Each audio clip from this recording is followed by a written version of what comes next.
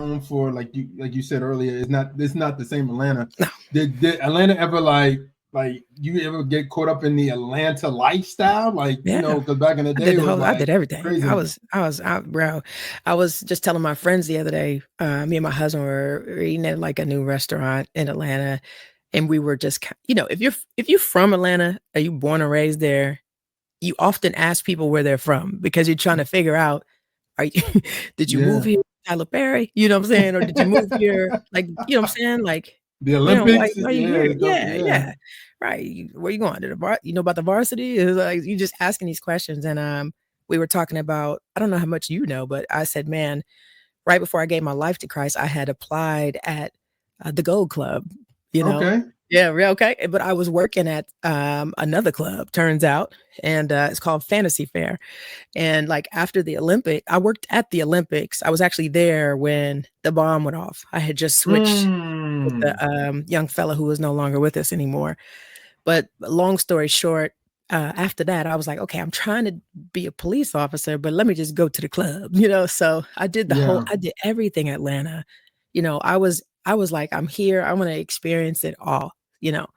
Yeah. I worked for Keith Sweat at the Industry. It was off Cheshire Bridge, and for those of you who know all the groups, everybody from So Def, you name it, like it was just a hub. I was in it, but Wow. God just kept me.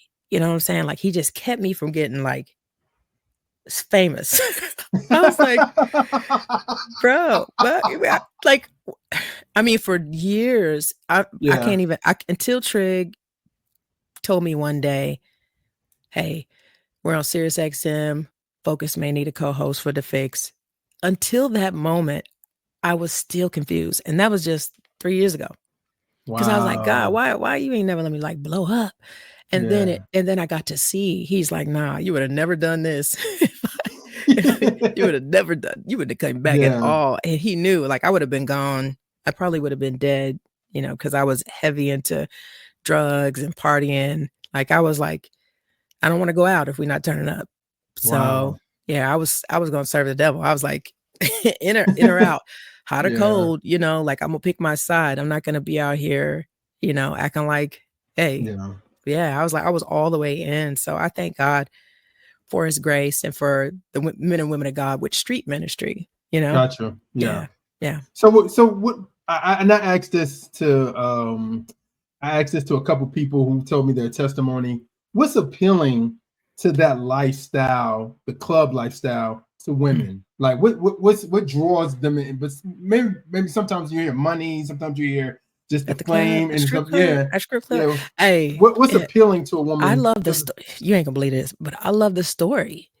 Mm, And honestly, I I had loved men before. Of course, I was doing the most. I mean, I definitely was promiscuous at one point. But when I real talk, when I started working at Fantasy Fair, this was like I said, this was like after Atlanta really started blowing up. My heart kind of went out to men from the strip club because it was like, mm. you've been, I don't know if you've been, I don't want to put you out there, but when you in the strip club, I never been. the I've been in Atlanta for almost 20 some years. I ain't never been to no strip club in Atlanta. but here's the deal, bro. Yeah, And this is what wives don't know. Wives don't know yeah, this. yeah. Half of the time, the man, he's in there talking, like legit, like Mm, telling you, like, man, my wife won't do this. I just want her to, forget the inhibitions or put on something cute or just dance for me, like yeah, entertain me. Like yeah, and they, this is, I promise you, you could probably bring any girl that's ever worked in a club. She's going to tell you the exact same thing.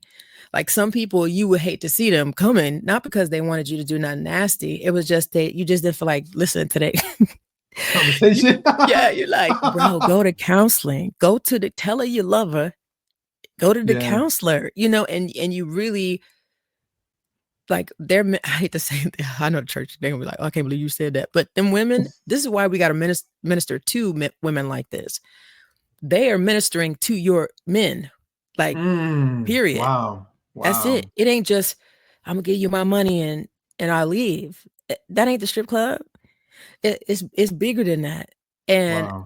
but nobody ever talks about this. Church don't. Oh Lord, they ain't gonna talk about that at all. But I can't tell you, I've had pastors come in there. Hey, you want to come to church on Sunday? No, sir. No, you just asked me to do some really disgusting stuff. Like, bro, like I will not be on the. No, I'm not coming. But they still have, like, just because a man is walking in sin doesn't mean he doesn't have a heart for God. And that's hard for people to believe, but it's true. That's why you'll see a man of God fall in sin, and you'll be like, and you'll be confused because you're like, bro, I thought you loved Jesus. Yeah, but I had a moment. Yeah. And so Yeah. it's like, Yeah. that's why we can't, shut our eyes or turn our head from the trap, like, Yeah. Yeah. shout out to Pastor Benny Foster with Now Faith, and him just like, he would go in the trap before church. Like, we had a van. He'd be like, wait a second, Yeah. But you need to, and I'm talking about the church because, I'll be getting on one. We got to be bold. The enemy has snatched souls, and we need to go snatch them back. But you got to stop acting like you've been saved all your life. Yeah. We got to stop acting like that. So